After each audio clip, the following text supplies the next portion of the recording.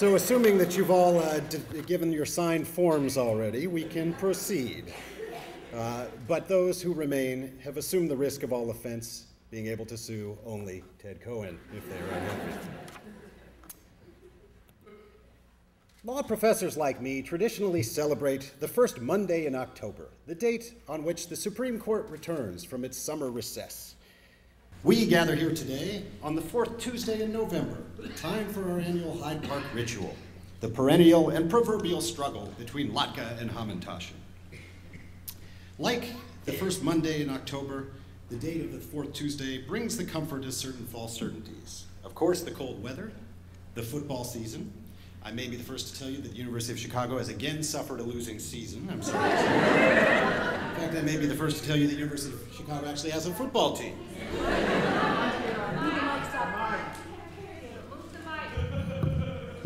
Is that better? No? I have to lean down. Ma nishtana halayla hazeh. Why is this fall night different from all other fall nights? On this night, in an ancient ritual, we gather here in Hyde Park with family and friends to listen to the ritual retelling by Ted Cohen of the same jokes year after year. A tradition dating to days of yore, its origins shrouded in mystery. Whatever its origins, it binds us together as a people here in Hyde Park. And why, my fellow Americans, is this year different from all other years? Well, as has been mentioned, this is the year that one of our own, a humble law professor from Hyde Park, was elected the President of the United States of America.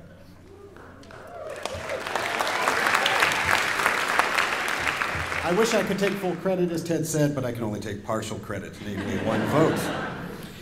This momentous achievement has cast our fair community into the national spotlight and transformed one local synagogue into a veritable Fort Knox.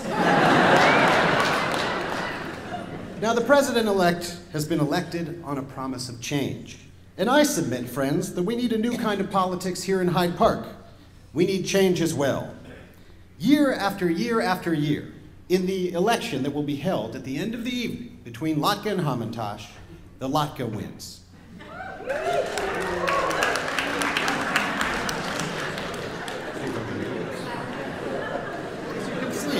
As you can see, in this chart, real results.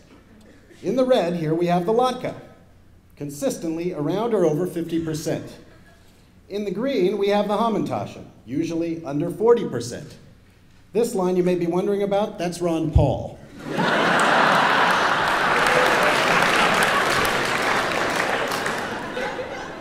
Now, you'll also observe this point here. This, of course, was the fated year 2000, the year that the Hamantash actually got more popular votes before the decision was overturned by the U.S. Supreme Court. And you'll recall the bitter case of Hamantaschen v. Latke, 5 U.S. sub 3rd 461, year 2000. And you may know that I've argued in print it was the court's worst reasoned decision since the famous matzo ball decision of 1932. But as I say, my friends, the time has come to overturn this settled political order. This is the year for change we can believe in. This, my friends, is the year of the Hamantash.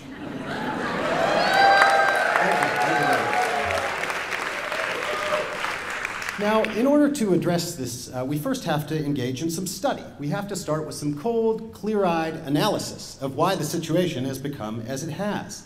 And what I've done over the past few weeks since being asked to speak here tonight is assemble a large team of political scientists engaged in lots of complicated statistical regressions involving multivariate calculus and binomial, all kinds of stuff. And as a result of these weeks of study, we have identified the reason. And it turns out that we in Hyde Park have exemplified a phenomenon known in general in the voting literature as what is called single-issue voting. Single-issue voting. Now, it's a technical term, but it essentially means that when you are casting your ballots, too often the people in Hyde Park have been doing so for too long in answer to a single question. And the single question, of course, what would Jesus say? Now, I don't want to bring in matters of religion here. That's certainly above my pay grade. The Reverend will take this over a little bit later, and it's also allowed me to deduce that the salaries over at Rockefeller Chapel are a little higher than those in the law school. Nevertheless, I'd like to convince you that simply because Jesus has come out and endorsed the latke doesn't mean you should vote for it. First of all, let's be perfectly honest. The guy can afford to put on a few pounds.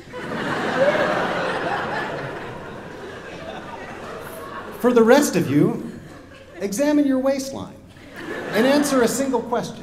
Do I weigh more than I did 4 years ago? If the answer is no, then go ahead and vote with Jesus.